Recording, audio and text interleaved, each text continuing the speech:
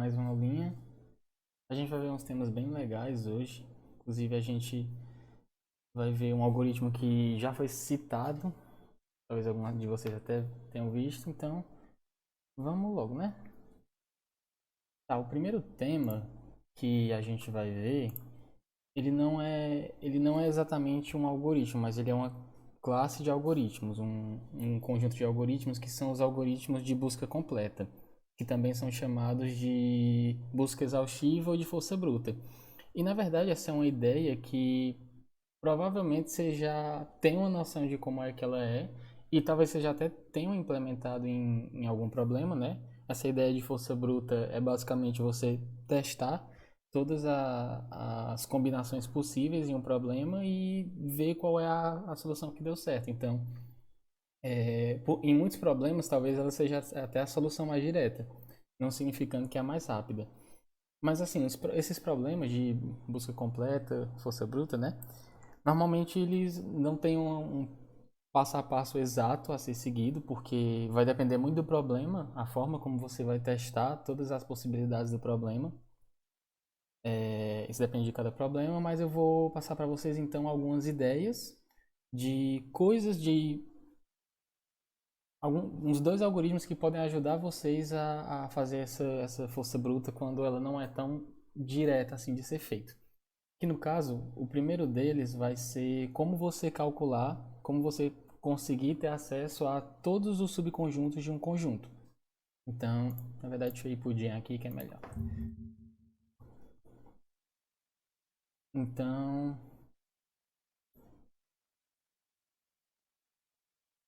por exemplo, digamos que você tem aqui um subconjunto 0, 1, 2. Então, você tem esse conjunto aqui, né? Aqui são chaves. Se você quiser pegar todos os subconjuntos dele, então você vai pegar, obviamente, o conjunto vazio, vai pegar o 0, 1, aí o 0, 1, ele próprio, e por aí vai. Fica linda a minha letra escrevendo com o mouse. E por aí vai, mas vocês pegaram a ideia, né? Deu pra entender o que é que a gente tá querendo? Legal, vocês têm alguma ideia de como é que a gente faz pra... eu tô precisando. Vocês têm alguma ideia de como é que a gente faz pra conseguir acessar todos os subconjuntos de um conjunto no código?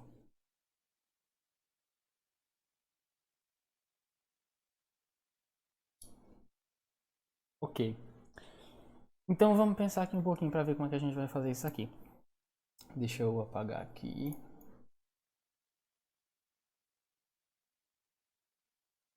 Tá.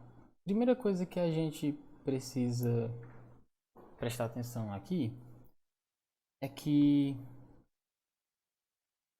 se a gente tirar um elemento desse subconjunto e fazer todos os subconjuntos desse subconjunto aqui que a gente tirou esse elemento, então a gente vai ter uma quantidade menor de subconjuntos, que seria algo mais fácil de calcular, e aí a gente poderia simplesmente calcular esses subconjuntos aqui, depois calcular com esse valor, os subconjuntos com esse valor, tirando esse daqui e aí somar tudo.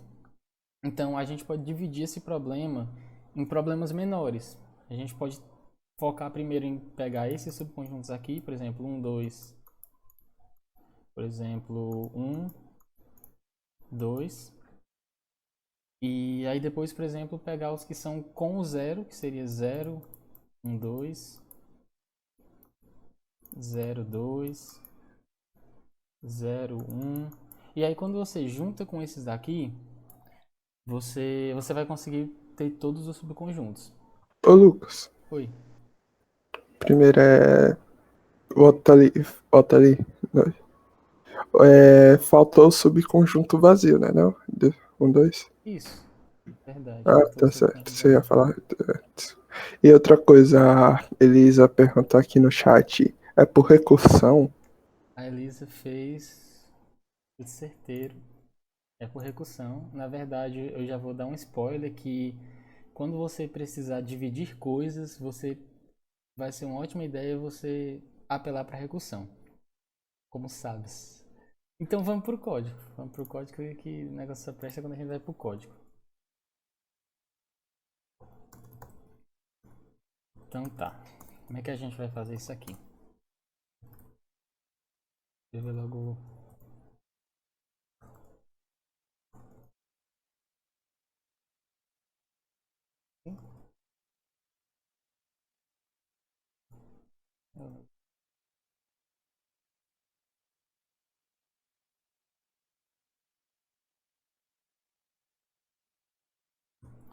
Tá.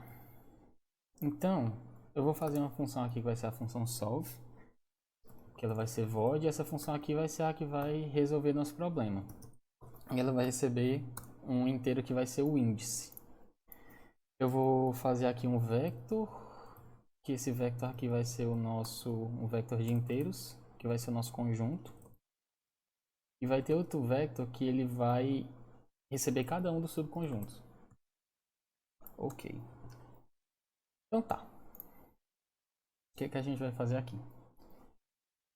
O que a gente precisa então é ignorar um elemento, calcular os subconjuntos dele sem aquele elemento, e depois a gente pode calcular os subconjuntos que tem aquele elemento. Como é que a gente pode fazer isso aqui? Então, o que eu vou fazer recursivamente aqui vai ser, digamos que no caso isso aqui é o índice, ou seja, esse índice i, ele vai representar um elemento do conjunto. Então, o que eu vou fazer é que eu vou chamar a função solve para i mais 1. Por que eu estou chamando a função solve para i mais 1? Porque eu estou dizendo, não, primeiro você vai resolver esse problema sem considerar o elemento i. Porque a gente está ignorando, ignorando os subconjuntos que tem aquele elemento. A gente vai calcular eles depois. Então, beleza. Se eu fizer solve de 1 mais i, a função ainda não está pronta, mas quando ela tiver, digamos que aqui, a partir desse ponto, ela calculou o subconjunto esse, sem esse i. Então, agora o que a gente vai fazer é, aqui é subconjunto, que isso aqui vai armazenar um subconjunto de cada vez. Ao vector subconjunto, a gente vai adicionar o i. O i, no caso, vai ser conjunto i, né? Porque é um vector que eu estou. Subconjunto.pushback conjunto i. Então, beleza. Agora, subconjunto. Agora, pronto. Agora o que é que depois de calcular todo mundo, ou seja, todos os subconjuntos sem o i, ou seja, sem o valor na posição i, agora eu vou adicionar o valor que está na posição i e agora eu vou calcular ele de novo. Então agora eu passo para o próximo valor e aí eu vou calcular os subconjuntos agora com esse valor incluído. E agora que eu calculei, a última coisa que eu tenho que fazer é tirar ele, porque a gente tem que pensar que quando a gente for calcular, essa lógica ela tem que ser feita para cada um dos valores. Então quando a gente for calcular os outros valores, vão existir momentos em que esse i não vai estar. Então a gente dá um pop back. Só que não é muito difícil perceber que isso aqui vai entrar em loop infinito. Então, como é que a gente sabe quando a gente tem um subconjunto pronto? A gente vai saber disso quando o i ele chegar no final do vetor conjunto. Então, quando o i for igual a conjunto.size. O que é que significa i ser igual a conjunto.size? Isso aqui significa que a gente chegou em algum subconjunto, ou seja, o i ele percorreu o meu conjunto inteiro e ele foi fazendo seleções de valores daquele conjunto. E aí, nesse ponto aqui, quando a gente entra nesse if, esse vetor subconjunto está pronto. Então, aqui é onde a gente faria a operação que aí você vai fazer o que você quiser. Nesse caso, eu vou só imprimir para provar que a gente está dando certo isso aqui, né? Eu vou colocar assim. Se o subconjunto ele for vazio, eu vou imprimir vazio. Se não, eu vou percorrer ele, então. Se o conjunto for vazio... Isso. E aí é se eu percorro ele. Então, eu vou fazer mais bonitinho aqui. Vocês já estão acostumados com essa notação aqui, né? De você fazer valor. E aí, cada valor do subconjunto vai ser jogado direto nessa variável valor, em vez de ter que fazer com aquela notação de i. Então é isso. Aqui eu só vou dar uma quebra de linha.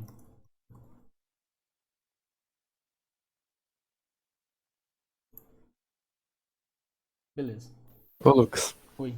ficou uma dúvida aqui sobre esse alto. O que que ele significa? Pronto. O auto basicamente é o próprio compilador do C vai inferir o tipo da variável para você. Então, por exemplo, se você colocar aqui alto i, alto valor, recebe 1, isso aqui, no fim das contas, vai ser a mesma coisa de você colocar int valor recebe 1. A única coisa que o compilador do C vai fazer é inferir pelo valor que você atribuiu à variável qual é o tipo dela.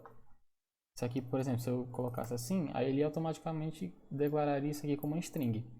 Mas isso aqui é de uma forma estática, então isso aqui só funciona se você atribuir logo o valor à variável. Então isso aqui, desse jeito que está aqui, vai funcionar. Mas se eu tentar fazer isso aqui, ó, aí isso aqui já não vai funcionar mais, porque o C, diferente de outras linguagens interpretadas, como o Python, JavaScript, ele não consegue fazer essa inferência em tempo de execução. Então ele realmente acaba tendo que fazer em tempo de compilação, porque C é raiz, né? Eu respondi a dúvida? Ok. Então, beleza. A nossa função está pronta para calcular os subconjuntos. Vamos dar uma recapitulada nela só para ficar realmente claro. Então, beleza. Na verdade, eu vou aproveitar e vou mostrar logo a pirâmide de recursão dela, que eu acho que vai ficar mais fácil de visualizar. Vamos lá. O que está acontecendo aqui com essa função? Aqui está search, mas ignorem. Então, ó, digamos para um conjunto 0, 1, 2. Quando você chama ele para o zero, ou seja, para o primeiro valor, né? Quando eu for chamar essa função aqui, sempre eu vou chamar ela jogando zero aqui, que aí ele começa do começo do vetor, né? Então, beleza, digamos que seja um vetor de 0, 1, 2, três valores. Eu comecei aqui com o zero, né? Então, primeiro a gente vai fazer o cálculo do subconjunto, só que ignorando o valor, primeiramente. Então, comecei aqui com zero, só que você não adiciona o zero ainda. Você vai para o 1. Só que a lógica se repete. Não, vamos calcular o subconjunto sem o 1 agora. Então, você vai para o 2.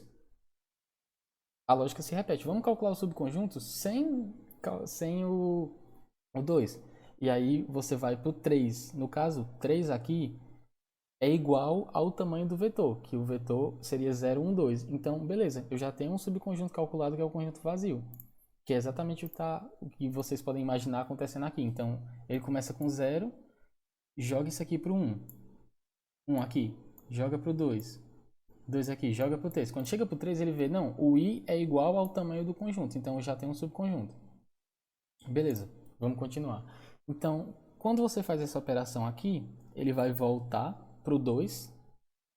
Agora, quando ele está aqui no 2, ele vai adicionar o 2 ao subconjunto, então vai jogar de novo para o 3. Aí, quando ele chegar aqui no 3, você vê, ah, não, o 3 é do tamanho do vetor, então eu tenho mais um subconjunto, e esse conjunto agora é só o 2.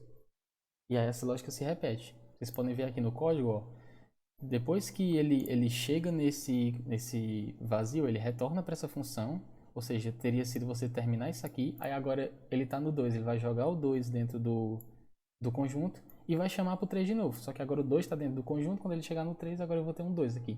E a lógica se repete, você volta para cá, volta para cá. Agora você adiciona 1, aí você chegou no 2 de novo. Não adiciona o 2, vai logo para cá, agora você tem 1, volta, pá. Se vocês perceberem, olha a lógica que interessante. Aqui eu tenho a busca para o zero. Aqui na esquerda do zero estão todos os subconjuntos que não tem o zero. E aqui na direita do zero estão todos os subconjuntos que tem o zero. Então, foi exatamente aquela lógica que a gente teve de no final calcular um lado, calcular o outro e juntar tudo, que é o que está acontecendo aqui. Bora ver rodando então, para ver se está dando certo mesmo. Ah, bem aqui você tem que dar um return. Porque quando ele chega aqui, ele tem que acabar a função, né? Senão ele vai continuar em loop infinito. Então, vamos ler aqui um conjunto de valores. Tem n.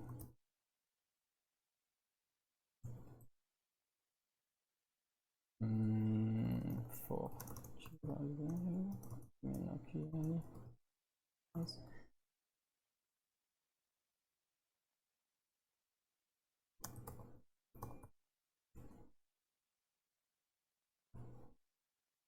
Lembrando daquela aula de estrutura de dados que a gente teve sobre o vector, né? Que Você declara ele de um tamanho indefinido. Você vai inserindo valores nele com o comando pushback, que é o que ele está fazendo aí. Caso alguém esqueceu. Isso. Então, beleza. O que é que eu estou fazendo aqui? Estou lendo a quantidade de valores, estou lendo os valores, jogando dentro desse vector conjunto. Estou chamando a função solve começando do zero. Por que eu estou começando do zero? Porque zero vai ser o começo do meu vetor. E aí é isso. Ainda bem, isso aí que está funcionando, que eu não tenho esquecido nada. Eu vou digitar aqui 3 valores, que vai ser 0, 1, 2. Primeiro ele calculou o conjunto vazio, calculou o 2, calculou o 1, calculou 0, 1, 0, 0, 2, 0, 1, 0, 1, 2. Então, está calculando tudo. Então tá ok, vamos testar só mais uma vez aqui. Eu vou digitar 5 valores, 5, 7, 8, 9, 3. Show. Tá calculando todos os subconjuntos. Alguma dúvida? Não tá claro alguma coisa?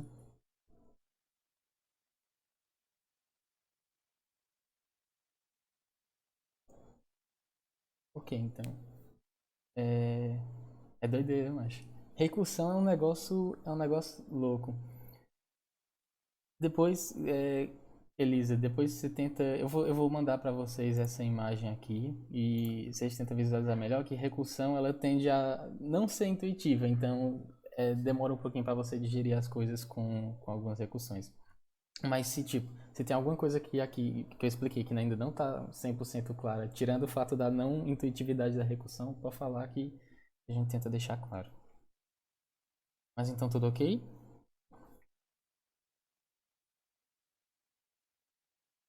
Alguma dúvida? Não, né? Então beleza. Isso daqui já é uma ferramenta muito interessante para a gente trabalhar com problemas que tem que trabalhar com força bruta.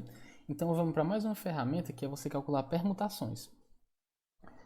Então permutações vai ser parecido, mas vai ser um pouco diferente. E primeiro eu vou escrever o código e aí eu em seguida mostrar a lógica, porque eu acho que fica mais claro assim, no caso de permutações.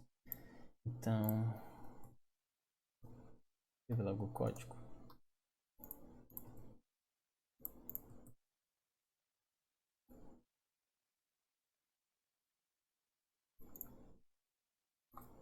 Eu vou fazer uma função com o nome solve também.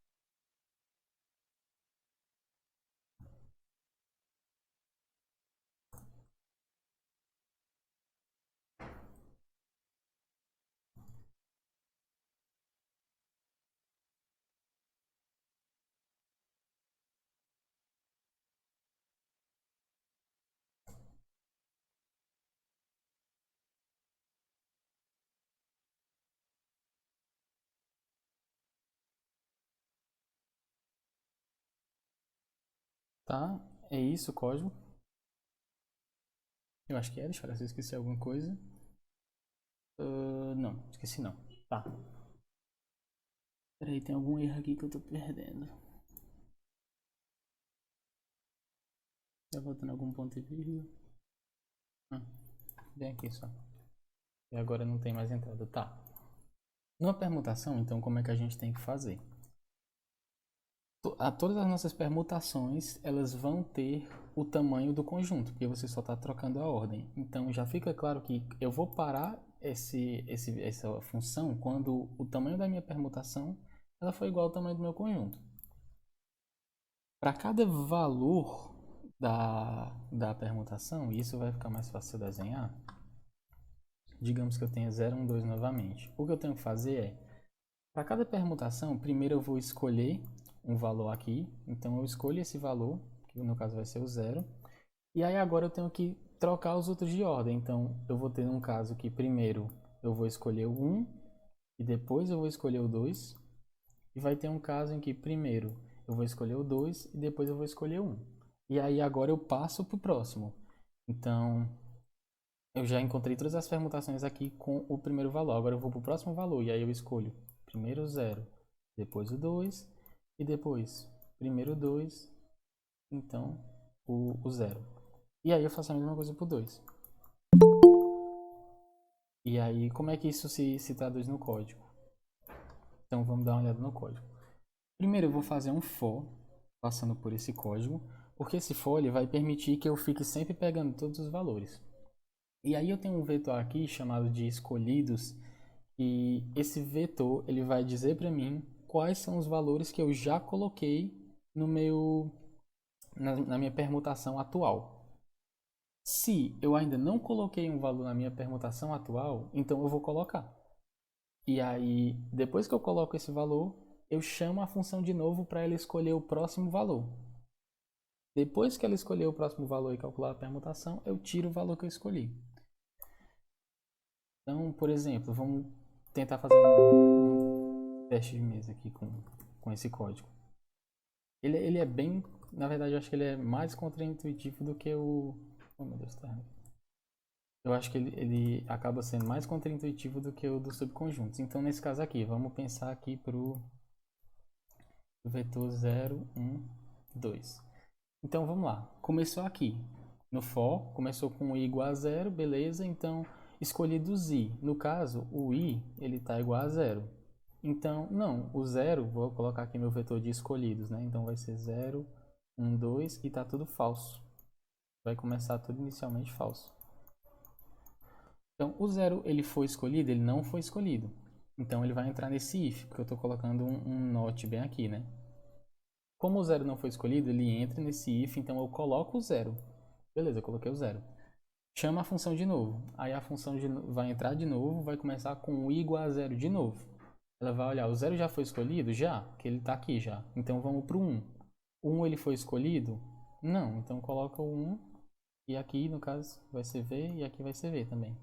Aí chama a função de novo, ela entra de novo. Aí agora o 0 já foi escolhido? Foi. O 1 já foi escolhido? Foi. Então coloca o 2. Beleza. Nesse momento, vai bater nesse if bem aqui, ó. Vai bater nesse if. Por que vai bater? Porque eu tenho um vetor que ele é do tamanho do meu conjunto. Então agora eu posso realizar uma operação nele aqui. Beleza, eu vou realizar uma operação nele. Quando eu terminar de realizar essa operação, aí agora ele vai voltar e a última função que eu tava, que foi a função que chamou o 2, ela acabou aqui. A função que chamou o 2, ela acabou bem aqui. Então agora eu vou tirar o 2 e eu vou marcar o 2 como não escolhido. Então a gente põe para o pente, a gente tira o 2 e aí o 2 está aqui como falso, beleza. E aí essa função que chamou o 2 ela termina porque já estava no final do for. Ok. Aí agora vai para essa função aqui que chamou o 1. Ela também termina porque o 2 estava como escolhido. E aí ele tira o 1 porque ele voltou para cá, tira o 1 e agora ela vai para a próxima iteração do for que vai adicionar o 2 aqui e aí vai seguindo. Eu acho que pode ter ficado um pouco confuso ainda, mas é porque ela é bem contraintuitiva. Mas ela é uma função para encontrar as permutações de um conjunto. E para que eu quero encontrar as permutações de um conjunto? É para resolver problemas de força bruta. Então, problemas que você precisa testar todas as combinações. E aí eu estou mostrando algumas ferramentas que você pode usar para testar todas as combinações. Eu mostrei agora a permutação. e eu mostrei também como calcular todos os subconjuntos de um conjunto. Tem alguma dúvida sobre esse algoritmo?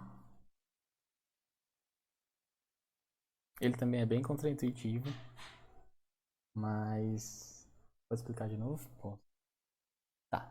O que a gente vai fazer, gente, é... O que a gente tem que fazer, nesse caso, é encontrar todas as permutações. Então, primeiro eu vou olhar para o zero. Depois que eu olho para o zero, eu tenho que encontrar as combinações de trocar o 1 e o 2 de lugar. Então, eu vou primeiro escolher o 1 e depois eu vou escolher o 2. Até aí tudo bem. Aí, depois que eu escolher 0, 1, 2, agora eu tenho que ir para a próxima combinação, que seria 0, 2, 1. Depois que eu matei todas as combinações que começam com 0, eu vou para as combinações que começam com 1. E aí, agora beleza, eu escolhi o 1, aí agora eu vou para os outros dois valores. Então eu vou para o valor 0, depois 2, e depois eu vou para o valor 2 e depois 0. E aí depois eu faço a mesma coisa para o 2.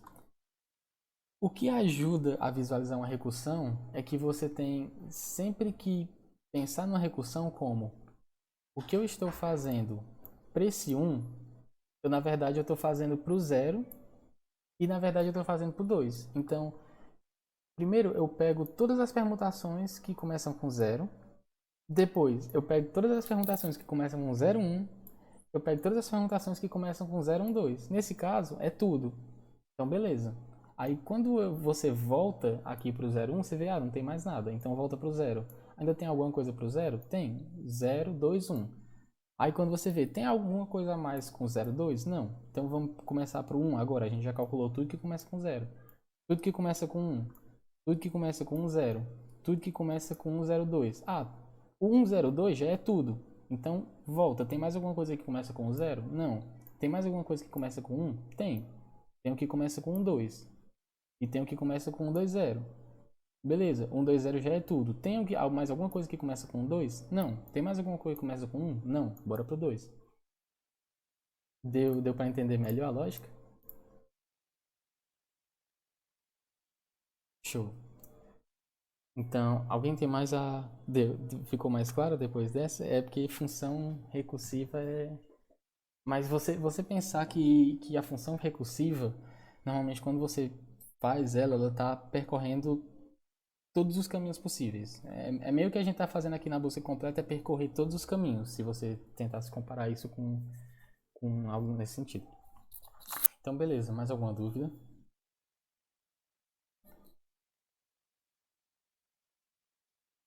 Show.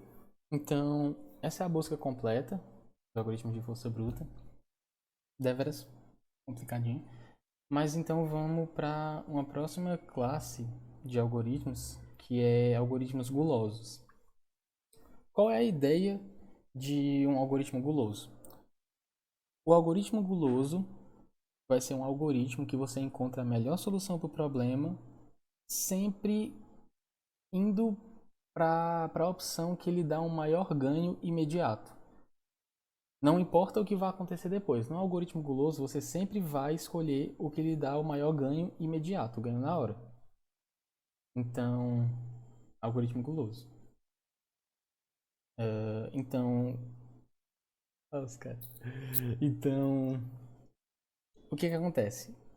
Essa é outra classe de algoritmos que não tem como dizer algo exato. Tipo, não tem um passo a passo para você resolver um algoritmo guloso que seja certo, porque cada problema é um problema. E talvez essa seja a maior dificuldade desse estudo. Mas tem algumas noções que a gente pode dizer que na maioria das vezes acontecem algoritmos gulosos. Primeiro é que você vai ter que ordenar alguma coisa, porque como ele sempre vai para o que tem o maior ganho imediato, então você tem que de alguma forma ter acesso aos ganhos imediatos. Então ele vai para o lado que tiver mais favorável. Então você ordena as coisas e aí você só vai percorrendo um vetor. E aí um vetor, alguma coisa semelhante, vai pegando os melhores resultados. Então vamos fazer um problema que eu acho que vai ficar mais claro, que eu esqueci de abrir o problema no NEPS, mas beleza. Lembrando que o que a gente está aqui fazendo é separando algoritmos em duas grandes classes, né? O que a gente precisa é visitar todas as respostas possíveis e os que a gente sempre vai buscar o melhor, que é no caso o guloso, pra vocês terem uma ideia. Ah, peraí que eu esqueci o nome. Ah, mas eu acho que esse daqui tá no curso do Codecast que eu queria. Esqueci o nome do. Inclusive, ó, essas coisas que eu tô falando, se vocês quiserem dar uma revisada depois, tem aqui no curso de técnicas. Ah, isso aqui. Tem no curso de técnicas que vocês podem testar. Testar não, vocês podem revisar e ler com mais calma. Então, beleza. É esse problema bem aqui. Que eu vou ler ele aqui, ele é bem pequeno. Então, dado um conjunto de moedas S com valores diferentes, qual é a quantidade mínima de moedas necessárias para representar o valor V? Então, por exemplo, se você tem as moedas, né, que são moedas de 1, 5, 10, 25, 50 e 100. E aí, se você tem um valor, por exemplo, 235, qual vai ser a quantidade mínima de moedas que você precisa para representar um valor? Então, qual é a ideia do algoritmo guloso? Ele vai sempre ir para o caso de maior ganho imediato. Então, pensando, se você tem um conjunto de moedas de valores diferentes, qual seria o mais direto a fazer nesse caso? O que teria um maior ganho imediato, ou seja, o que aumentaria seu valor mais imediatamente? Seria você sempre começar pelas moedas maiores. Então, eu tenho 235 para formar. Beleza, então começa pela maior possível. Vamos logo pegar 100 de uma vez. Beleza, agora a gente tem 135. Pega 100 de novo. A gente tem duas moedas e agora tem 35 só. Não dá mais para pegar 100, não dá mais para pegar 50, vamos pegar 25. E aí você vai até que você tenha atingido o seu valor. E, e é assim que um guloso funciona. Ele sempre vai pro lado que tiver o maior ganho imediato. Então vamos implementar isso aqui.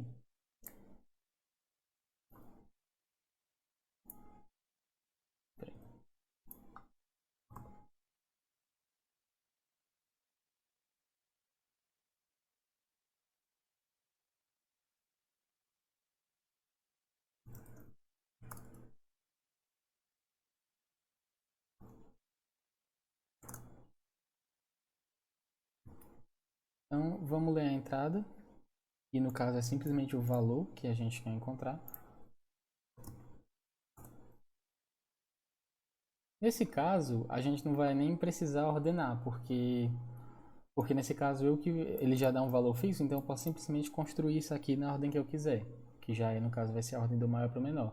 Mas nesse caso você poderia simplesmente, se ele fosse dar quais moedas que você tem para utilizar, você simplesmente ordenava, que a gente já está bem craque em ordenar. Então eu vou fazer aqui o vetor, vai ser as moedas disponíveis, e vai ser então 100, 50, 25, 10, 5 e 1. 50, 25, 10, 5 e 1. Beleza. Então a gente vai. Vamos fazer com while. Enquanto n for diferente de zero, a gente vai fazer o quê? Eu vou ter aqui um índice igual a zero. E aí eu vou testar. Se n for maior ou igual a moedas i, ou seja, eu vou olhar primeiro para a maior moeda e eu vou ver, n é maior ou igual que essa moeda, esse valor? Se for, então eu posso fazer n menos igual a moedas i, ou seja, eu tiro esse valor, que no caso estou supondo aqui que seria 100, para 100, né, para essa moeda aqui. E aí eu tenho que incrementar um contador. Então vamos colocar aqui um contador para contar a quantidade de moedas que eu estou utilizando. E aí eu vou fazer aqui um conte mais mais. Então beleza. Agora se não, então eu vou passar para a próxima moeda. Ou seja, se eu não posso colocar de 100, se eu não posso tirar 100, então vamos para a próxima.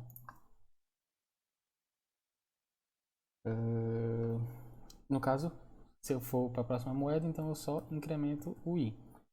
E é basicamente isso, e no final eu só imprimo o contador, que vai ser a quantidade de moedas que eu utilizei.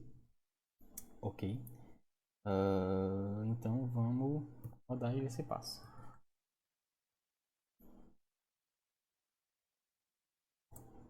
Então deu 84, 7 e 235, 4. Beleza. Joga lá.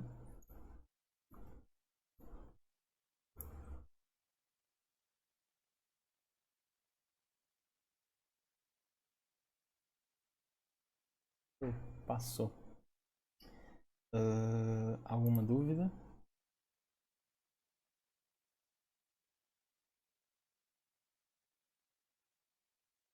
Foi tudo ok? Esse é mais de boa. Mas tem uns problemas rigurosos que podem ser bem mais difíceis que esse. Mas assim, Você vai botar aquele? eu vou. Duvido. Não, agora que você tá falando nos exercícios. Nos exercícios. Ah, eu vou. Tem que ser, tem que Ah, ser. mas se botar tem que ensinar como é que faz, né? Peraí, você tá De falando de qual fato. exatamente? Do dentista ou da fechadura? Fechadura. Ah, não, fechadura não vou botar não. Não, eu falei Do do dentista? boto, do bom. É. Ah, o dentista eu vou botar. Mas é porque se eu mostrar o dentista, aí eu entrego. Tipo, se eu mostrar a lógica do dentista, eu entrego o problema, que o NEPS é basicamente uma cópia do problema clássico. Vou olhar o tempo. Deixa eu Aí, ver. é. Vou olhar aqui o tempo. Ah, você não comentou sobre a complexidade de uma busca completa. Hum, muito obrigado por me lembrar. E eu vou fazer assim. Eu não tinha planejado de mostrar o dentista, então o que eu vou fazer é que eu vou passar pelos próximos conteúdos. Se sobrar um tempinho no final, eu mostro o dentista. Senão vai ficar como exercício e aí é. Mas assim, sobre os problemas gulosos, não tem muito o que falar sobre eles. É mais você resolver o problema guloso e você tentar pegar a lógica de cada um. Como eu disse, cada problema vai ser um problema diferente. Em relação à busca completa, que o Matheus pediu para eu falar a complexidade, que eu tinha esquecido, e eu já adianto que o guloso ele tende a ter uma complexidade muito boa. Não dá para dizer qual complexidade, porque vai depender do problema, mas ele tende a ter uma complexidade boa, exatamente porque você não pensa muito, você só vai, pega nas coisas. Já a busca completa é o contrário. Buscas completas tendem a ter complexidades horríveis, porque você vai testar todas as combinações. Então, normalmente você utiliza uma busca completa quando as entradas são baixas. Se você vê uma entrada baixa, você já pode ficar de olho que provavelmente você vai fazer uma busca completa. Sobre os algoritmos que eu mostrei que podem ajudar, vamos ver aqui. No caso dos subconjuntos, a gente tem então essa árvore aqui, que o que acontece? Ela sempre vai se dividindo em dois. Então, vai dois para cá, depois mais dois, depois mais dois aqui, mais dois, mais dois. Então, o que acontece é que isso aqui tem um comportamento exponencial. Então, esse algoritmo aqui ele vai ser 2an. Por quê? Se você tem então, no caso, se a entrada fosse simplesmente um vetor de somente né? Um valor. Ficaria 2 elevado a 1, que seria 2, que no caso desenhar, que no caso seria esse daqui e esse daqui. Aí digamos que o vetor ele seja de tamanho 2, então ele vai para essa coluna aqui, seria 2 elevado a 2, então seria 4. Se fosse 3, aí estaria aqui, 2 elevado a 3, que seria 8. Então, ele vai bem longe, porque exponencial cresce bastante, assim. Explode, na verdade. E o outro, que é o das permutações, ele vai ser pior ainda, porque permutação você usa fatorial para calcular. E então ele vai ser O de n fatorial. E aí, assim, você tem que se esforçar muito para conseguir uma coisa pior do que fatorial. Eu nem sei se. Deve ter coisa pior do que fatorial, mas assim, fatorial é horrível, é muito ruim. Então, realmente, a entrada tem que ser bem baixa e é assim, busca completa. Normalmente vão ser bem lento. Mas tem problemas que você resolve assim. E é isso. Então, alguma dúvida sobre essas complexidades?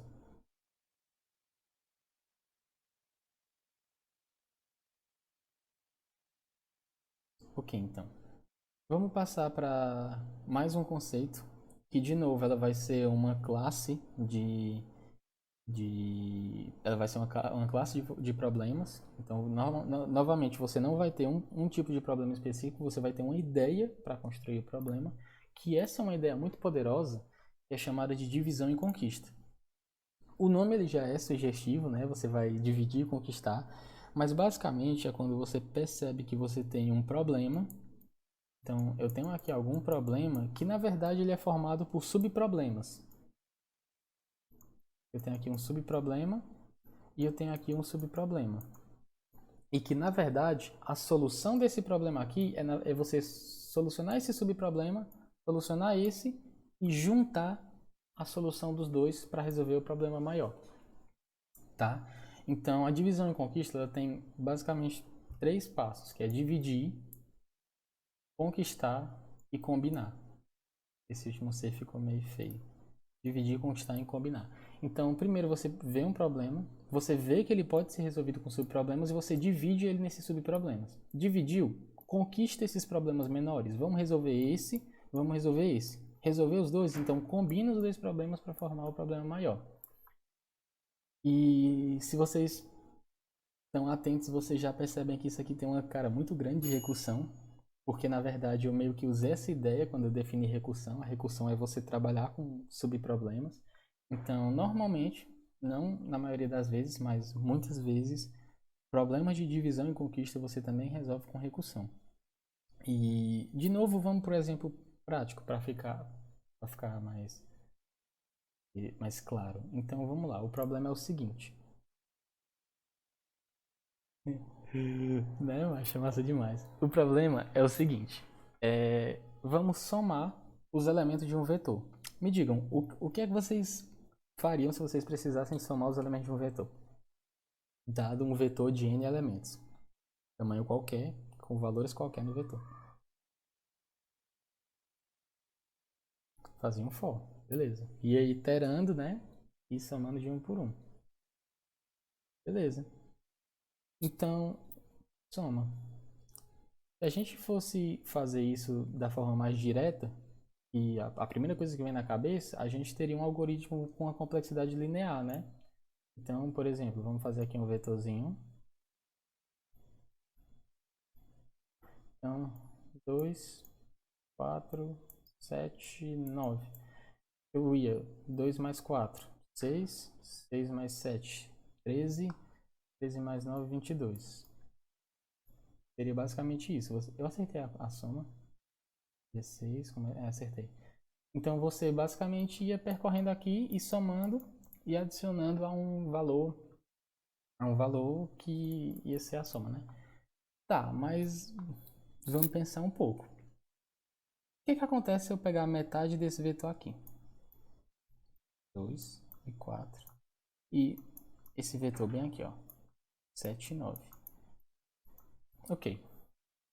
Eu tenho 2 e 4 agora e eu tenho 7 e 9. Se eu pegar a soma desse daqui, eu vou e somar com a soma desse daqui, eu vou ter a mesma soma desse daqui. Tá, mas se eu pegar esse vetor bem aqui e eu fizer aqui, eu dividir ele assim e eu dividir esse daqui também assim, por exemplo. Eu tenho um vetor de um único elemento, então a soma disso aqui é o próprio elemento. E aqui eu tenho um vetor também de um elemento, então a soma disso aqui é o próprio elemento. Se eu somar esses dois, agora eu tenho a soma desse daqui. A mesma coisa com isso aqui. Então eu dividi o meu problema. Ao dividir, eu cheguei num ponto que ficou muito fácil eu conquistar o meu problema, porque nem tenho o que conquistar aqui, né? Ele já, a soma de um vetor de um único elemento é o próprio elemento. E aí eu vou combinar essas conquistas que eu fiz aqui para formar o meu problema maior. Deu para pegar a lógica? Show! Vamos implementar então.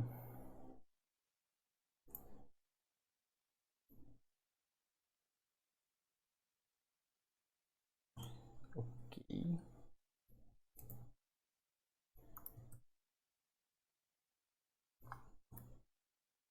Tá, o que é que eu vou fazer aqui? Eu vou chamar uma variável contador, variável soma, né? Que ela vai Deixa eu olhar como ela assim.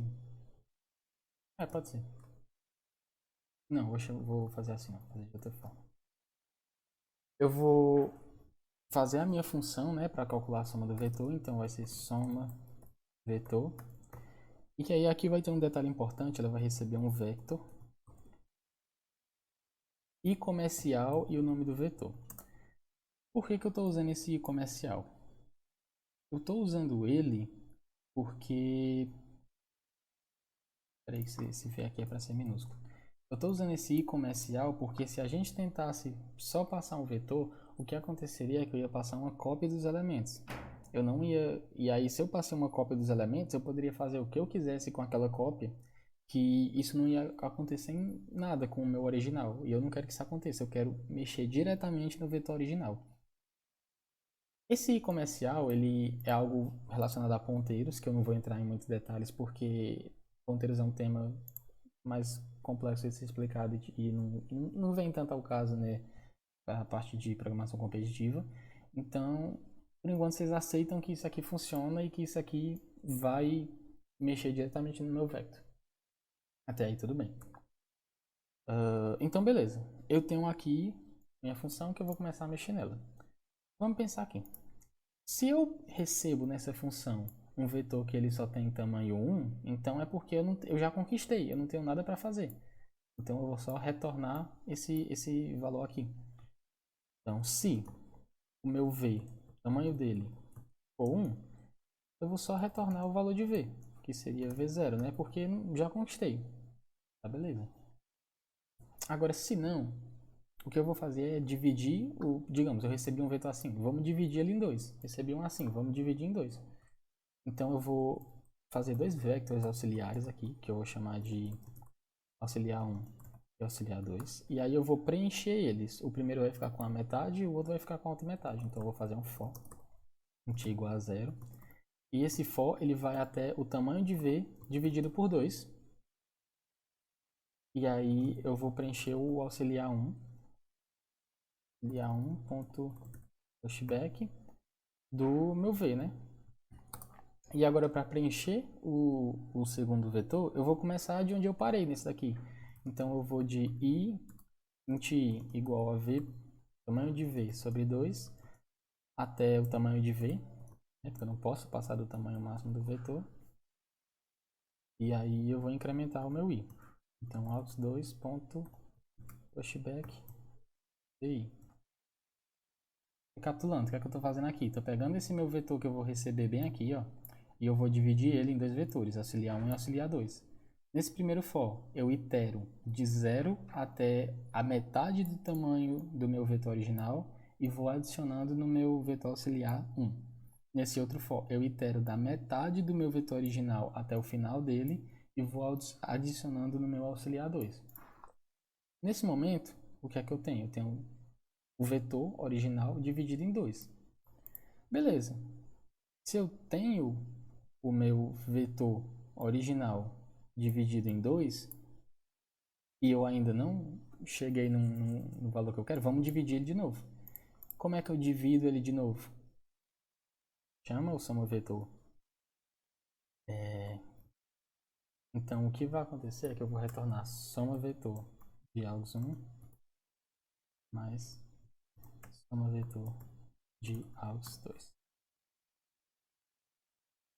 Bora recapitular então. Digamos, recebo esse vetor grandão aqui. Esse vetor grandão, ele tem tamanho 1? Não, ele não tem.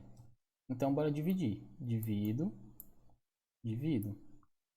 Tá, qual vai ser então a soma desse vetor grandão? Vai ser a soma desses dois vetores menores. Ok. Mas qual é a soma desses dois vetores menores? Então, vai ser a soma desses dois vetores menores. Então, se eu tenho dois vetores menores, como é que eu pego a soma deles? Vai ser a soma deles aqui.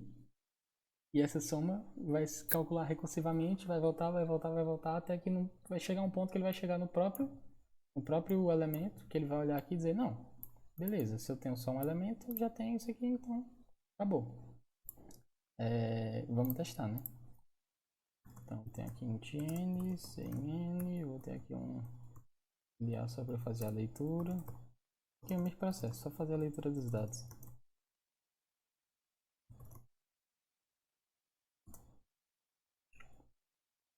Tem que declarar o vetor que eu vou passar, né? Então, vector. Eu vou chamar ele de vetor. E aí eu vou fazer vetor.flashback house. E aí eu vou fazer o que? Eu vou chamar a função SomaVetor com o meu vetor. Aí eu tenho que armazenar isso aqui em algum lugar, né? Então eu vou fazer aqui uma variável soma. Vai receber o valor do meu SomaVetor e eu vou só imprimir essa variável soma. Vamos testar. Qual foram os valores? 2, 4, 7 e 9. Então vamos ver. 2, 4, 7, 9. Deu 22. 1, 2, 3, 4. 3 com 4 é 7, com mais 2, 9, com mais 1, 10. Tá funcionando. Deu para entender como é que funciona?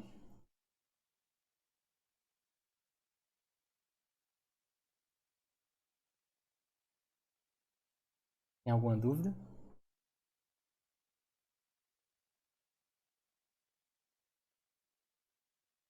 Show. Então, legal, Lucas. Você fez esse negócio aí. Funciona para um vetor de tamanho ímpar? Funciona. O que vai acontecer é só que não vai ficar Vai ficar, tipo, quando tu for dividir, o que vai acontecer é que, por exemplo, vai ficar assim, ó. Aí não vai mudar em nada, porque no fim das contas, uma hora ou outra você vai chegar num vetor que só tem um elemento, e aí você só vai voltando e somando tudo. Então, funciona normalmente. Beleza, e aí você fez isso aí tudo, muito legal, mas para que a gente está fazendo isso, né?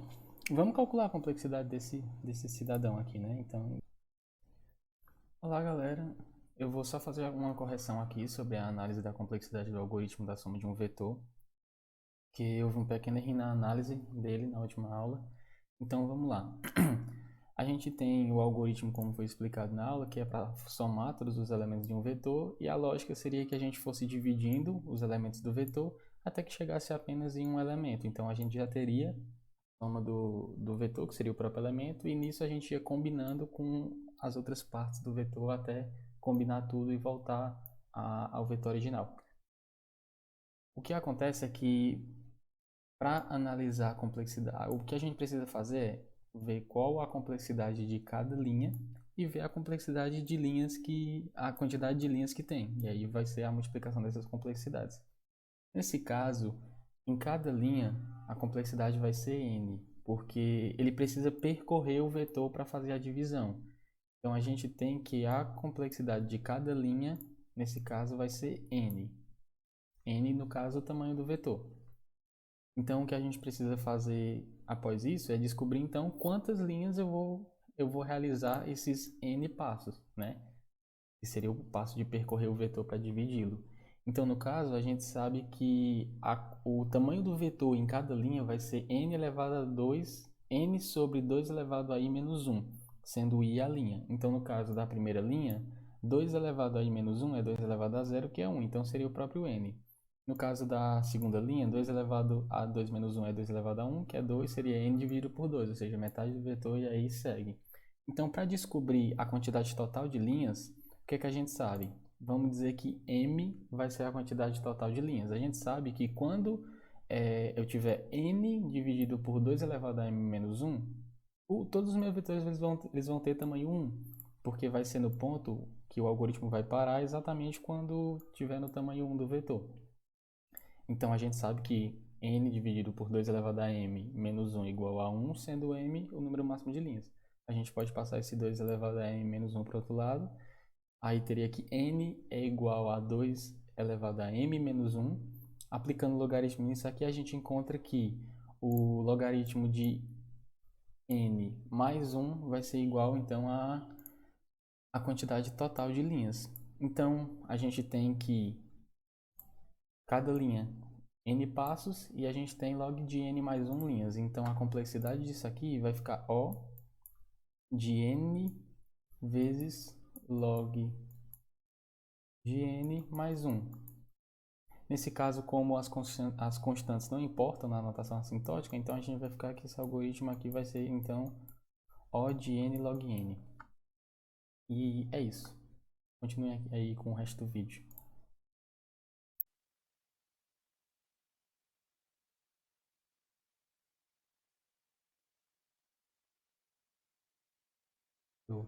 E assim, log é bem mais rápido que linear, então a gente tem um ganho muito bom em fazer a soma desse vetor. Então, só para vocês terem mais uma referência, um exemplo de divisão em exatamente, Elisa. Outro exemplo de divisão em conquista é a busca binária. Só que a busca binária é mais simples, na verdade, porque eu falei aqui que... Cadê, meu Deus? Pronto, é porque tá horrível. Eu falei que a divisão em conquista, a gente faz divisão, a conquista e a gente combina os resultados. Na busca binária não tem essa fase de combinar os resultados. Então você só divide a conquista e é isso. Então, a busca binária também é um exemplo de divisão em conquista que acaba não tendo todos os passos. Beleza. Fizemos divisão em conquista e aí agora a gente vai passar para um algoritmo muito importante, que é um algoritmo de ordenação que utiliza da técnica de divisão em conquista, que é o merge sort, que provavelmente vocês já devem ter ouvido falar, talvez até alguns de vocês tenham estudado. Então, vamos lá pensar como é que funciona o merge sort. A lógica, a gente basicamente já construiu a lógica inteira aqui, tá? Eu já tenho... Então, vou só apagar aqui algumas coisas extras. Mas a gente está praticamente com ele feito, né, nessa página aqui. Então, beleza, eu quero ordenar um vetor. Mas, por que eu vou ordenar um vetor grandão assim? Eu posso ordenar um vetor menor. Então, beleza, eu vou ordenar primeiro um vetor menor. Mas ainda está grande, eu quero ordenar um vetor menor. E aí acontece que quando você tem um vetor de um elemento só, ele está ordenado. Então, não tem o que fazer. Aí se eu tenho dois vetores que estão ordenados, eu posso construir um novo vetor ordenado a partir desses dois vetores ordenados. Então se eu tenho dois vetores ordenados, vamos construir um novo vetor ordenado. Beleza. Eu tenho aqui mais dois vetores que já estão ordenados, porque são vetores unitários de um único elemento. Então, temos dois vetores ordenados para construir um novo vetor ordenado. Beleza. Eu tenho agora dois vetores ordenados maiores aqui. Vamos usar eles para construir um vetor ordenado maior. De novo, vocês percebem que a lógica ela se repete. Então, é basicamente só colocar uma operação a mais lá no meio. É tanto que eu vou utilizar o mesmo código aqui que eu fiz da soma e vou só adicionar algumas coisas. Vamos lá, então, fazer um merge sort. Vou chamar isso aqui de merge sort.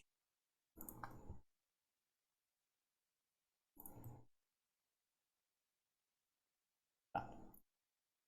Eu nem precisar ter trocado isso aqui, ó. Tá, então beleza, eu parei aqui. A gente tem, então, isso aqui vai ser void, tá? A gente tem, então,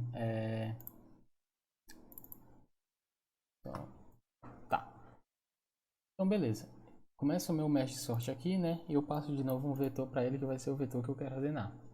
Ora, se o meu vetor ele tiver tamanho 1, a gente já viu isso aqui. Se ele tiver tamanho 1, ele está ordenado, não tem o que fazer. Então, a gente só termina a função. Se ele não tem tamanho 1, vamos dividir o problema. Então, pega dois vetores auxiliares de novo e a gente divide os dois vetores auxiliares. Ok, eu tenho dois vetores auxiliares divididos. Agora eu preciso ordenar esses dois vetores auxiliares. Como é que a gente ordena esses dois vetores auxiliares? A gente vai checar se primeiro a gente não pode dividir mais o problema. Como é que a gente checa isso? Vamos chamar o merge sort de novo. Então eu vou chamar o merge sort para os meus dois vetores auxiliares.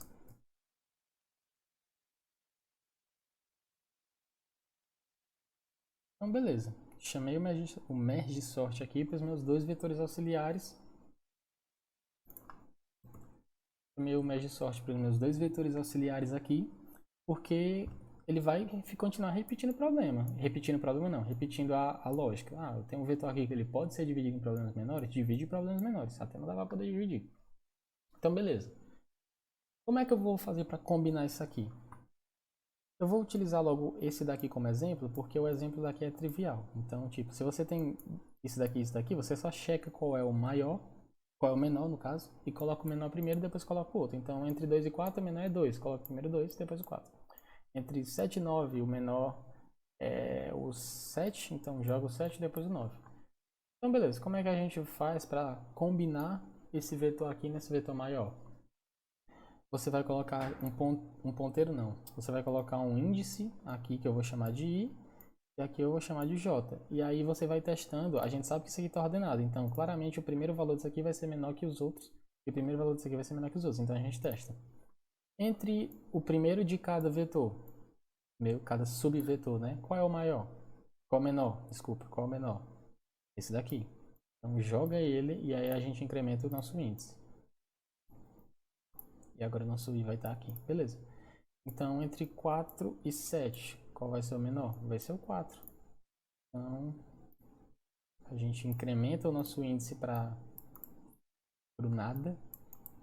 E aí a gente joga o 4 aqui e aí a lógica se repete, né? Então, a lógica é essa. Aqui no código, a gente vai fazer um truque só para facilitar a escrita do nosso código, que é, se vocês estiverem já pensando aí como é que a gente faria isso aqui, vocês já podem ter percebido que a maior dificuldade de fazer isso aqui é pensar em quando o I terminar, ou seja, quando o índice do vetor ele chegar no final do vetor, como é que a gente trabalha com isso. E a gambiarra não, arranjo técnico que a gente vai fazer aqui é que no final de cada vetor a gente vai adicionar um valor que eu vou chamar de infinito. Como assim, Lucas? Basicamente, a gente vai adicionar um valor aqui que ele vai ser maior do que qualquer valor que eu possa ter. Então, o que acontece é que eu nunca vou ter um valor que vai ser maior do que isso aqui. Então, quando o meu i, Quando o meu i, ele chegar bem aqui, o meu código vai continuar funcionando normal. O código vai testar, o 7, ele é menor que o infinito? Meu suposto infinito, né? Não. Então, joga. O J vai para cá, o 9, ele é menor? Não. Então, isso aqui vai, como é que eu posso dizer? Vai diminuir minha dor Travar de teu I, né? cabeça. Vai o quê? Travar teu I num canto, né? É. Vai chegar no final e enganchar lá. Ele vai. E além disso, ele vai facilitar muito a minha escrita do código. Ele vai ficar muito mais simples de escrever, porque eu não vou ter que fazer um ROM de teste, então vai ficar um código muito mais clean. Então vamos fazer isso. Beleza, eu vou definir meu infinito aqui então. Meu infinito ele vai ser um valor. Quanto é que ele vai ser? Não sei, depende do problema. Nesse caso aqui eu vou botar esse valor aqui, que eu nem sei qual é, só apertando 0. Se você for fazer em algum problema, você olha qual é a entrada máxima e coloca um valor que seja maior que a entrada máxima. Não tem muito segredo. E aí eu vou adicionar o meu infinito no final de cada um dos meus vetores.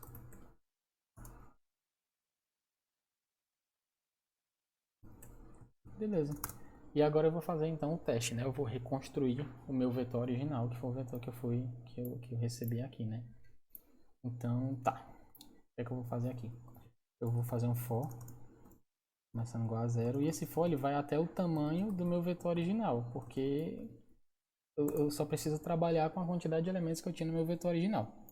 Aqui em cima eu vou declarar meus índices, que vai ser o J e o K, que vai ser respectivamente eu acho que é melhor chamar de A1 e A2 para ficar mais claro. E esse A1 vai ser o índice do auxiliar 1 e o A2 vai ser o índice do auxiliar 2. Então, beleza. O que eu vou testar aqui é se auxiliar 1 no índice A1 ele for menor que o auxiliar 2 do índice A2, então o que é que eu vou fazer?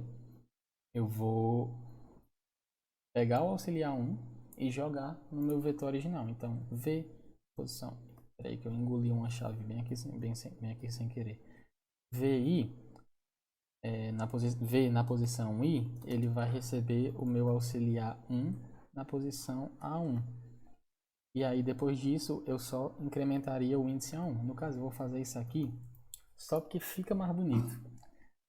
Fazendo desse jeito, ele basicamente vai pegar o meu auxiliar 1 na posição A1, vai jogar dentro do V e depois com esse mais aqui ele vai incrementar o meu índice automaticamente. Então, basicamente eu estou fazendo duas linhas em uma.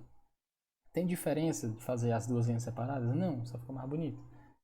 E eu vou fazer a mesma coisa aqui. Se o A1 ele não for mais, se o A2 ele for mais, desculpa, se o A2 ele for menor que o A1, aí eu entro nesse else e eu faço então que o meu VI vai receber o auxiliar 2 na posição A2, mais para incrementar.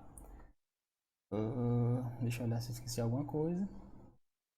Eu acho que é isso. Vamos testar então. Eu vou só chamar aqui o merge sort para um vetor, para o meu V, né, que vai ser o meu vetor. E aí eu vou imprimir o meu vetor. Então,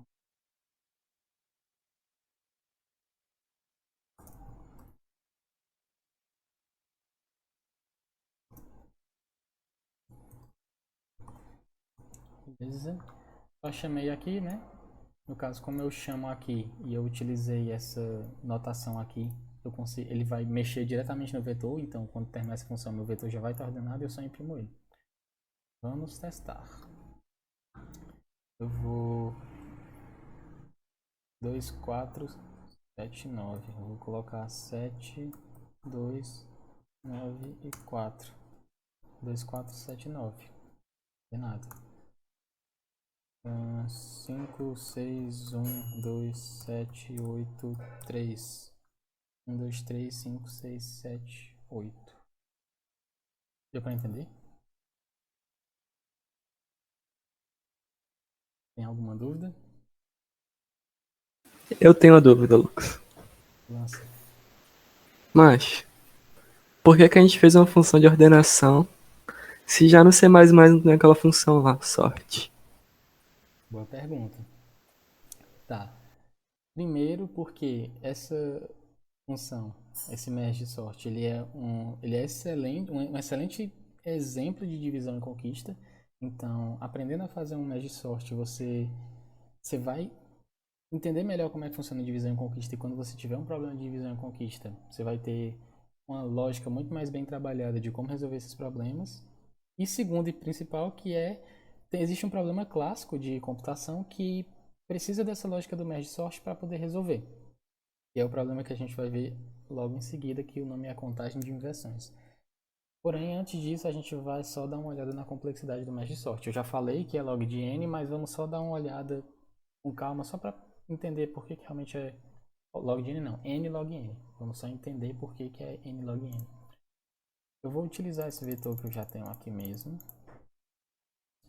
Tá. Só apagar isso aqui. O que a gente já sabe? A gente já sabe que essas linhas, elas me dão uma complexidade de log n. Beleza, eu já sei que essas linhas, ó, a quantidade de linhas, né? Então, como é que eu posso dizer? A soma da quantidade de linhas me dá uma complexidade log de n. Beleza. Mas, no problema que a gente fez da soma dos elementos de um vetor, a gente tinha que cada linha ela tinha uma complexidade constante. A gente estava fazendo uma soma. Mas nesse caso, o que é que a gente está fazendo? Eu estou acessando esse vetor e comparando com esse. E eu estou acessando esse daqui e comparando com esse. Então, na verdade, em cada linha a gente está fazendo N operações, que a gente está fazendo N acessos ao vetor. Aqui, comparo esse jogo, comparo esse jogo, comparo esse jogo, comparo esse jogo. Então, mais N aqui. Então, o que acontece é que para cada uma das linhas, a gente está fazendo isso N vezes. Então, acontece que minha complexidade ela vai ser O de I log N. É uma excelente complexidade para uma ordenação. Então, é isso. Beleza, o último problema que a gente vai tratar, que eu já dei o spoiler, que é a contagem de inversões. Então, eu já dei o spoiler que a gente resolve ela com uma ideia de merge sort. Então, beleza. Contagem de inversões é basicamente o seguinte. Dado um vetor, digamos, um pouquinho mais. Dado um vetor, na verdade, eu vou utilizar esse mesmo desenho aqui que eu já fiz. E só trocar aqui alguns valores.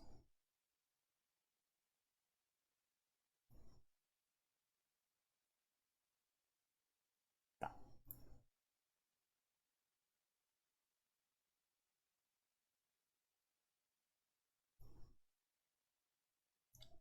Ok.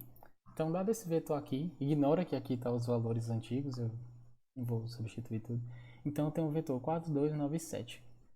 Contar a quantidade de inversões de um vetor é basicamente, dado os índices que eu tenho aqui, uma inversão em um vetor vai ser basicamente quando um índice menor que o outro guarda um valor maior que o outro. Ou seja, vai ser basicamente quando valores maiores vêm antes de valores menores. Então, o índice 0 ele é menor que o índice 1, mas o valor que está guardado no índice 0 é 4, que por sua vez é maior que o valor que está guardado no índice 1. Então, isso aqui constitui uma inversão. O índice 2 ele é menor que o índice 3, mas o valor guardado no índice 2 é maior que o valor guardado no índice 3, então isso aqui constitui uma inversão. Nosso problema é basicamente contar, dado um vetor qualquer, com valores qualquer, quantas inversões a gente vai encontrar. A gente vai ter nesse vetor, na verdade. Então, beleza. O trabalho mais direto, mais óbvio, seria fazer uma iteração por esse vetor e para cada valor eu testava com todos os outros. A cada valor eu ia testando. Só que vocês já devem perceber logo de cara que isso vai me dar uma complexidade de n quadrado, que é uma complexidade bem ruim. E dá pra gente fazer isso aqui bem melhor. E vai ser com a ideia do mesh sort. Então, beleza. Eu tenho um vetor aqui, né? Eu tenho um vetor que eu não sei quantas inversões ele tem. Então vamos quebrar esse vetor no meio. E quebrei aqui no meio, eu tenho. Eu vou ter que acabar tendo que substituir, né? Então, deixa eu substituir. Não vai dar uma atrapalhada aqui.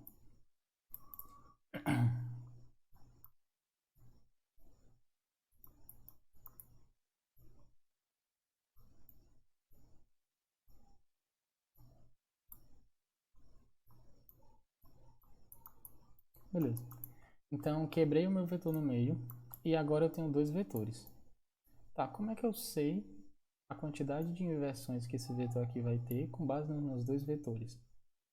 Ora, dentro desse meu primeiro vetor eu posso ter algumas inversões. Beleza. Dentro desse daqui eu posso ter algumas inversões também.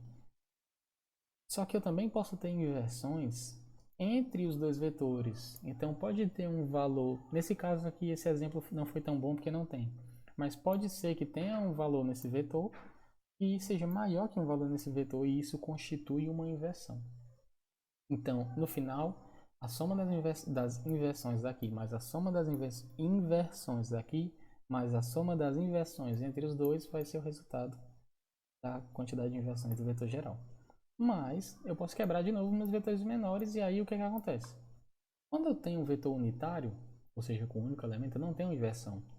Então, basicamente, quando os meus dois vetores eles têm apenas um elemento, a quantidade de inversões entre os meus vetores vai ser a quantidade de inversões entre eles.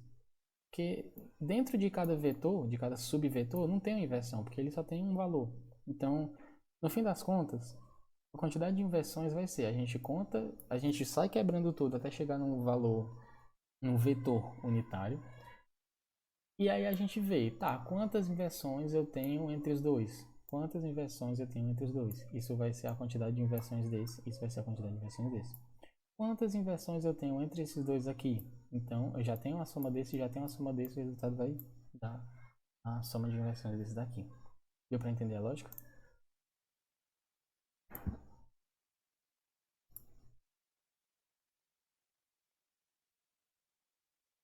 Bom, é basicamente a mesma lógica, né, do merge sort. Qual é o detalhe importante?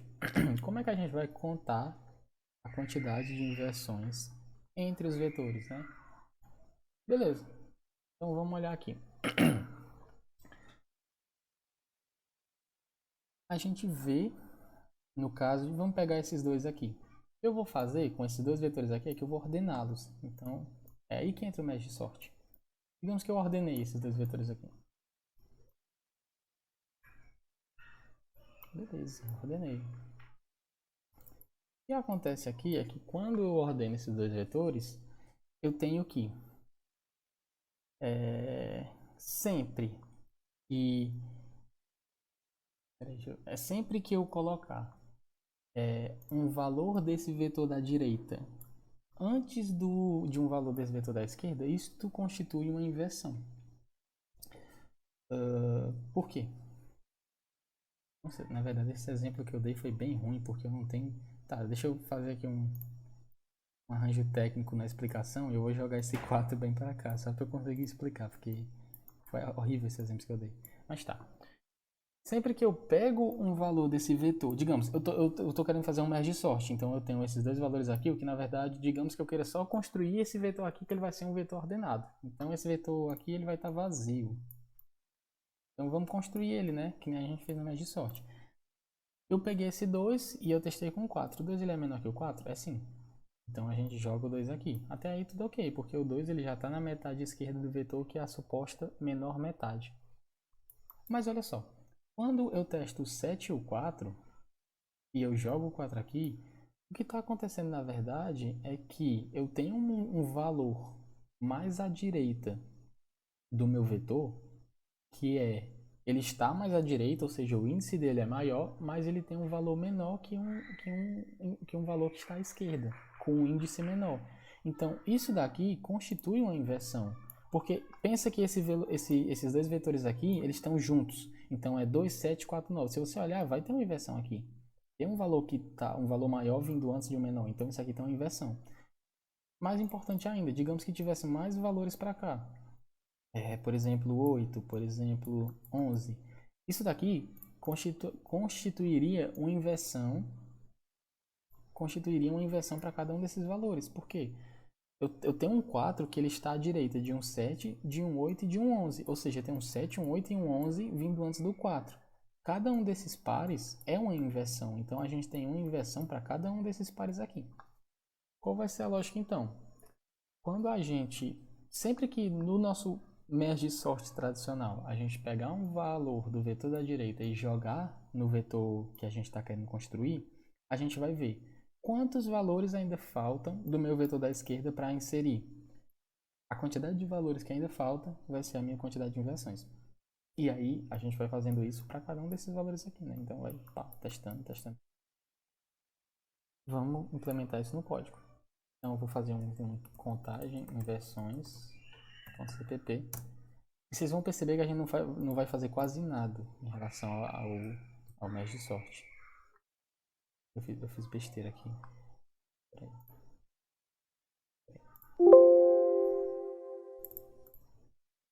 A gente não vai fazer praticamente nada. Tá aqui meu merge sort, eu vou chamar ele só de... Eu gosto de trocar o nome para ficar bonitinho, porque eu sou besta. Contagem de inversões. Beleza, então o que a gente precisa fazer é que quando a gente adicionar um valor do vetor da direita, quem é o vetor da direita no nosso caso? O auxiliar 2, porque a gente está colocando a metade direita do vetor original no auxiliar 2. A gente pegar qualquer valor daqui e jogar. Como esse vetor ainda tendo valores, a gente vai ter uma quantidade de inversões que vai ser a quantidade de valores que ainda está nesse vetor 2. Então eu vou colocar aqui uma variável global que vai ser soma. Como eu estou declarando ela como global, esse valor aqui já vai ser inicializado automaticamente com 0. Nenhuma dor de cabeça nesse sentido. Agora, nesse else bem aqui, o que é que esse else representa? Vai ser quando o meu vetor da direita, ou seja, o vetor auxiliar 2, ele vai ser inserido no vetor original. Ou seja, quando o auxiliar 2 ele for menor que o auxiliar 1, ele vai entrar nesse else bem aqui. Então, beleza. O que é que eu tenho que fazer? Primeiro, antes de fazer a inserção e aumentar o índice, eu tenho que, então, ver quantos elementos ainda falta inserir do meu auxiliar 1. Como é que eu faço isso aqui, então? Eu vou jogar logo, na verdade, eu vou chamar isso aqui de inversões. Eu vou jogar direto na variável inversões. Eu vou fazer que inversões vai ser mais igual a aux1.size menos o A1. Por quê? Eu tenho aqui meu vetor, por exemplo, se meu i está bem aqui, ó. Meu i está bem aqui, ele está na posição 1. Isso aqui é i igual a 1, que o vetor começa do zero. Esse vetor aqui ele tem 4 elementos. 4 menos 1 vai dar 3, então vai ser exatamente a quantidade de elementos que tem aqui. Com um detalhe que eu vou tirar 1. Por que eu vou tirar 1? Porque eu coloquei o nosso arranjo técnico do infinito, então todos os vetores eles vão estar com um valor a mais do que eles deveriam estar. Então eu vou tirar o índice, né? Eu vou tirar 1. E a gente conseguiu fazer a quantidade de inversões só adicionando uma linha no Merge Sort. Vamos ver isso aqui funcionando. Deixa eu ver aqui, contagem de inversões, vetor, papapá. Eu não vou imprimir o vetor, eu vou só imprimir as inversões. Tá, deixa eu ver aqui. Vou fazer aqui outro vetor. Melhor fazer direto aqui, né? Tá, 2, 4, 2, 5, 4, 8, 9, 2. Não, 2 não, 3. 3 também não. 7. Tá. Então vamos lá. Aqui a gente tem uma inversão do 5 com o 4. E bem aqui a gente tem duas inversões. Uma inversão do 7 com 8 e uma inversão do 7 com 9. Então, no total a gente tem 3 inversões nesse vetor aqui. Vamos testar e ver se é isso que o programa acusa mesmo. Qual o tamanho mesmo do vetor? 2, 3, 4.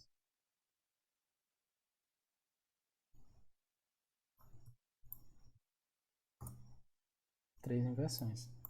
Vou tentar fazer aqui outro exemplo. Vamos fazer 4, 3, 2, 1. Então a gente tem... Não, 4, 3, 2, 1 ficou melhor. 4, 3, 2, 1. A gente tem uma inversão do 3 com 4, uma inversão do 2 com 4, uma inversão do 1 com 4. Então a gente já tem aqui 4 inversões. Uma inversão do 2 com 3 e uma do 1 com 3. Então a gente tem mais duas. E a gente tem uma inversão do 1 com 2, então a gente tem mais uma. No total a gente tem 7 inversões aqui.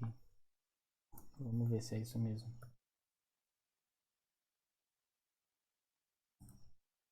Eita, calculei errado. Uma do 3 com 4. Uma, duas, três. 3, né? Ah, aqui eu botei. Ah, que paz.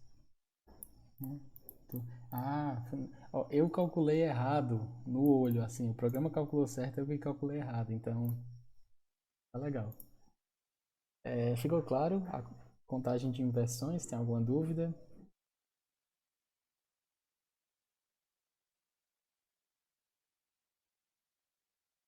Tudo tranquilo? Estão conseguindo me acompanhar bem? Tá.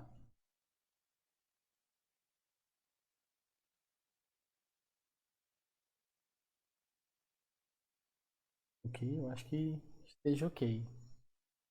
Vou, vou considerar que está ok. Tá difícil, é porque recursão é um negócio que maltrata.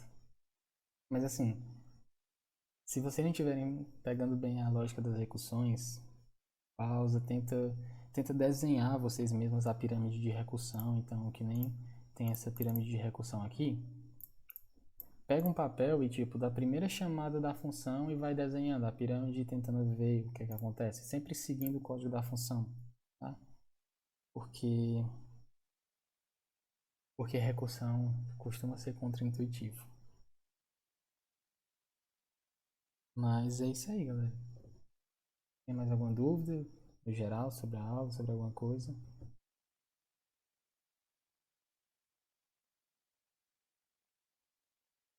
Se não tiver, então é isso.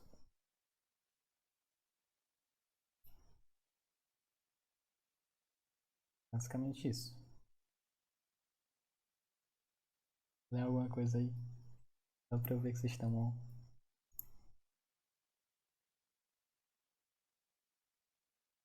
F. F. Agora tá tudo com a cabeça pegando fogo. Uma execução é tenso. Então é isso, galera. Obrigado pela chopar aqui o ABS, que eu tinha esquecido.